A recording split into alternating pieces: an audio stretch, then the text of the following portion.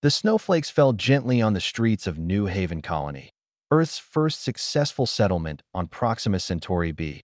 Harold stood at the window of their modest apartment, watching his daughter Fanny press her small hands against the cold glass, her breath fogging the surface as she stared at something below. "Daddy, she's still there," Fanny whispered, her voice trembling with concern.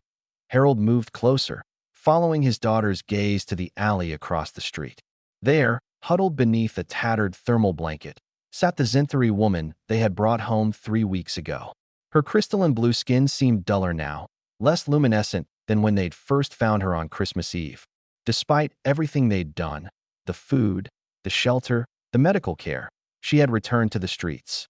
"I know, sweetheart," Harold said softly, placing a hand on Fanny's shoulder. The Zinthari War had ended 2 years ago, leaving countless refugees scattered across human colonies. Most had been relocated, integrated, given new lives. But some, like Sarah, the name Fanny had given her, carried wounds too deep for simple solutions. "Why won't she stay?" Fanny asked, tears welling in her 8-year-old eyes. "We gave her a bed. We gave her food. Mom made her that special soup she liked." Harold knelt beside his daughter, remembering the confusion and heartbreak when they'd woken up that morning to find Sarah gone. No note, no goodbye, just an empty room and a neatly folded blanket on the bed they'd prepared for her. "Some people need more than shelter, Fan," Harold explained, using his daughter's nickname. "They need to heal something inside first. But it's cold out there, and tomorrow is New Year's Eve. She'll be alone." Harold looked at the alien woman below. Even from this distance, he could see her trembling. The Zinthari were built for warmer climates, their homeworld a tropical paradise before the Krell invasion had reduced it to ash. Their physiology made them particularly vulnerable to cold, yet Sarah chose this suffering over their warmth. "Come on," Harold said suddenly, standing up. "Get your coat." Fanny's eyes lit up. "We're going to get her. We're going to try something different this time." Minutes later, father and daughter stepped into the bitter cold, carrying a thermal container of hot chocolate and blankets.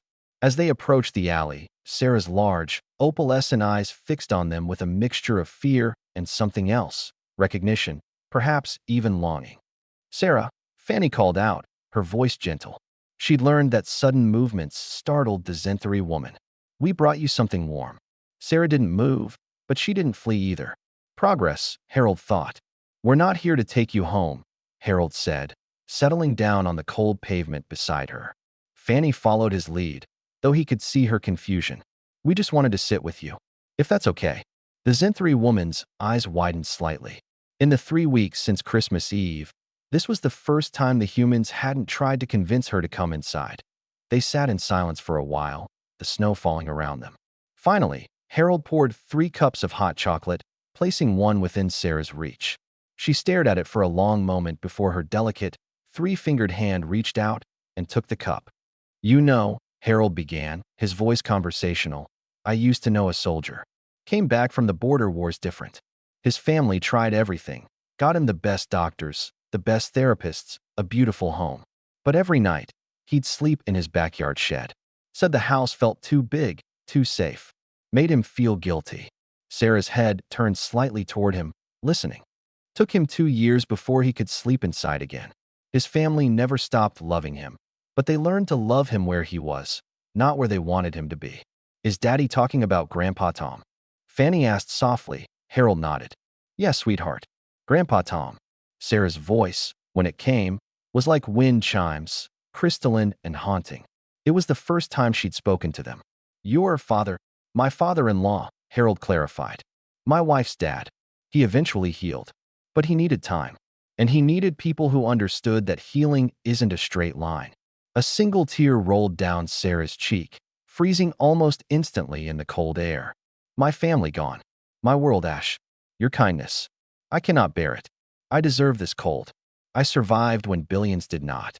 Fanny moved then, with the fearless compassion only children possess. She wrapped her small arms around Sarah's middle, pressing her face against the alien woman's side. "You don't deserve to be cold," she said firmly. "You deserve to be warm, and safe, and loved, even if you don't feel ready yet." Sarah's body shook with silent sobs.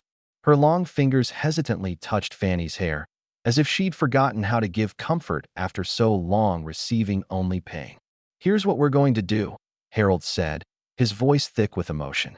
"We're going to come visit you every day, right here. We'll bring warm food, blankets, whatever you need.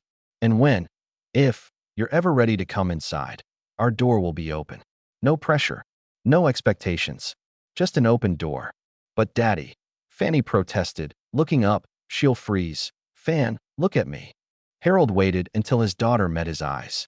"We can't force people to accept help. We can only offer it and be present. That's what being human means. That's what love means." Sarah made a sound, something between a laugh and a sob. "Human," she repeated. "Such strange creatures. The galaxy feared you as warriors. They should have feared you as this." "As what?" Fanny asked. "As beings who do not give up on the broken, who sit in the cold with the lost, who love without asking for return." Sarah's luminescent skin flickered slightly, a sign of deep emotion among her people. "The Krell destroyed my world with weapons. You humans are destroying my walls with kindness. I do not know which is more terrifying." Harold smiled sadly. "Take your time figuring it out. We'll be here." They sat together as the snow continued to fall, three beings from different worlds, connected by the simple act of presence. As the colony's lights began to twinkle on, casting warm glows across the snowy streets, Harold felt Fanny lean against him. "Daddy," she whispered, "do you think she'll come home for New Year's?" "Maybe not New Year's," Harold replied, watching as Sarah gripped the hot chocolate cup with both hands, drawing its warmth close. "But someday, maybe someday." Sarah looked at them both, her opalescent eyes reflecting the falling snow and the distant lights. For the first time since they'd found her, something like hope flickered across her alien features. She didn't speak, but she didn't flee either. She simply sat, surrounded by blankets and the quiet presence of two humans who refused to let her suffer alone. And in that frozen alley on Proxima Centauri b, as one year prepared to give way to another, a small seed of healing took root. Not in warmth and comfort, but in the cold, witnessed, acknowledged, and loved anyway. That, Harold thought, was the most human thing of all.